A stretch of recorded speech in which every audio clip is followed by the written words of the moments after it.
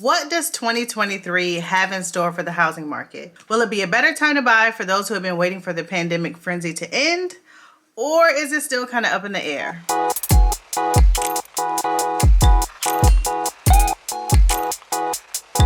I want to discuss housing market predictions that have been released in the media, and then I want to give my own personal take on what I think is going to happen this year in 2023. First off, I want to wish you guys a very, very happy new year. It's actually January 1st as I'm filming this late at night. One of my goals is to actually get in bed on time, and I'm already not doing that, but it's for a good cause. I wanted to make sure I put this YouTube out in the very, very top of the year. But that being said, I want to wish you all a happy new year. And no matter what happened last year, I hope this one is better. Even if you had a good year last year, I hope this year is better than last. And all the things that you've been wanting and hoping and dreaming for come true for you this year. And with that being said, please give this video a like, watch until the end, subscribe if you're not already, and let's get into these predictions. According to a December Forbes article, Realtor.com's chief economist expects to see more balanced market in 2023. 22.8% increase in homes on the market, but it's going to take a little longer to sell because of affordability. The median home price is expected to increase 5.4%, which is slightly less growth than 2022 because buyers and sellers are both kind of in a limbo. They're both holding off. They're also projecting that for the renters and in the rental market that you'll see a 6.3% increase in rent. For investors, buying more affordable housing is going to be the most beneficial for you right now. Affordable housing is just not what I feel like it should be, really. There's so many people that cannot buy homes right now. There's a lot of people that can, but there's a lot of people who are in a certain specific price range that just cannot afford to buy a home or rent or anything like that. It doesn't matter what their credit is or what their standing is. So if you're an investor, making more affordable housing could be your best bet. That is something I for sure agree with. According to the same article, the president of RE/MAX says that people are going to continue to buy and sell homes, which we already know. And most of what you see in the media is geared towards investors, which is another thing that I also agree with. But I'll get into that later. And from NAR, the National Association of Realtors, also predicts that there'll be 4.78 million pre-existing home sales in 2023, and prices will likely remain stable. Markets like Atlanta, being a really hot booming market, will be some of the exceptions. Of course, you're going to always have exceptions, like places in California, Atlanta, for different reasons, will kind of be exceptions to, the majority of the rest of the United States. Also, he reports that the median home sale price will increase 0.03% to $385,800. In California, and specifically markets like San Francisco, they're expecting to have a 10 to 15% decrease in home prices in 2023. He also expects that rents will increase 5%. In comparison to 2022, they increased 7%. So if you're a landlord, that's still good news for you. If you're a renter, sorry, rents are probably going to go up, which is normal for rents to go up. You kind of expect that. If you're a renter and say you used a realtor to help you get into that rental, just kind of reach out to your realtor and kind of ask them, hey, what are the kind of going market rates right now? Because it's not like they can just shoot up the prices like they were before, because they were going up so fast. They're not going up that fast anymore.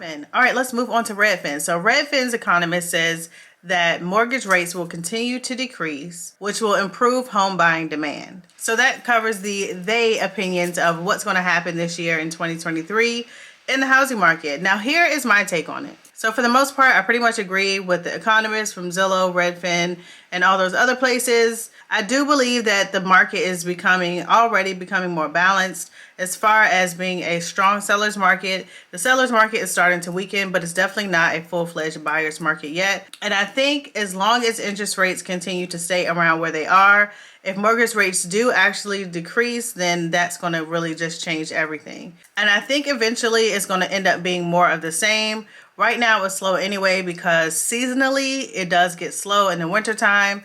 And then spring, I'll be interested to see if it's going to be like I know it's not going to be a spring 2022, but if it's going to be maybe like a spring 2019, or what is the spring going to be like? If you watch my video about starter homes, you'll kind of see how I feel about people buying starter homes, and is it a myth? Is it possible to even get into a home right now? Watch that video and you'll kind of see more about how I feel about starter homes, and at least in my area. Of course, every area is different, and starter homes comes in different sizes and prices and ranges and all that. Housing has to become a little more affordable.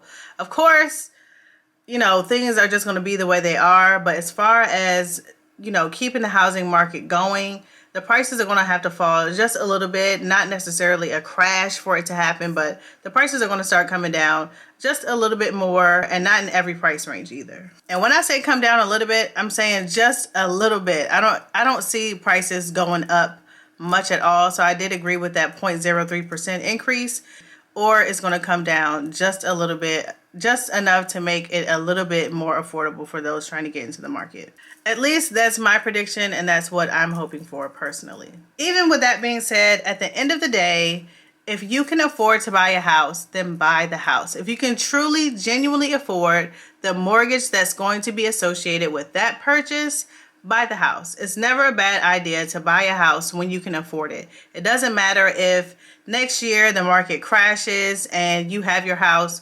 You still have your house. If you're not planning to sell immediately, if you know you want to, you know, come to Maryland or wherever, and you want to be there for about 5 years, the general rule is like 5 to 7 years. Some people say 10 years. If you plan on being in that house and kind of staying in that house for a while, just buy the house. See if you can get into a house, check the mortgage rates, check the interest rates, check with a realtor to see what you can afford and what the market is looking like. The house that you kind of are dreaming about or wanting to kind of get in as a starter home, it may not be your dream home, but if you can afford it, I would say go ahead, take that first step and to check.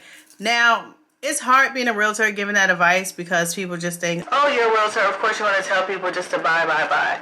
That's not what I'm saying. And if you've met me personally, you know that that's not my MO. If you're asking me for help and you can afford to buy a house and that's what you want to do, considering all other factors, then that's the route we're going to go. If home buying is on your New Year's resolution goals list for this year, contact your local realtor, find a good realtor, find out how much you can afford, find out how much your mortgage would be, and how much are you truly comfortable paying every month.